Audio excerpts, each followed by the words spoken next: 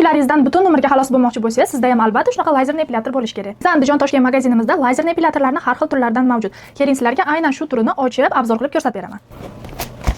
Epilator haqida ma'lumotlar berilgan. Bu aynan sizlar bilan hozir ochgan lazer epilatorimiz. Juda ham kompaktni, udobni, shakli ham juda chiroyli ishlangan, materiallari ham sifatli.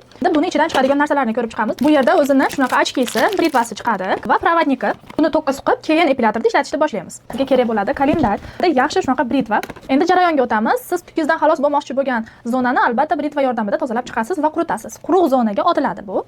Xo'p, buni birinchi o'rinda tokka suqib olamiz. Keyin esa ikkinchi o'rinda ochkisini taqamiz. Ochkisini taqib olamiz. Va ko'rinishda bo'ladi. Mana apparatimizni tokka suqib oldik. Endi sizlarga hozir ko'rsataman. Yonida shunaqa ikkita tugmachasi bor. Pastdagi turamiz. Yonadi. Mana bu yerda gradus ko'rinib turadi. Bu birinchi gradusi, ikkinchi gradusi, uchinchi gradusi, 4 va 5. Shunaqa qilib 5 gradusi bor. Keyingi funksiyasi bu muzlatish funksiyasi, ya'ni televizor qizdirib olmaydi. Mana buni yoqib qo'yamiz. Shu bilan muzlatish funksiyasi ishga tushadi. Uch o'rinishadi shunaqa. Qara. Bizga shunaqa 90 gradusda ushlab olish kerak bo'ladi apparatni. Orqasidagi havo chiqaradiganlar hammasini bekitib olmanglar. Tozalangan zonaga ochishni boshlaymiz.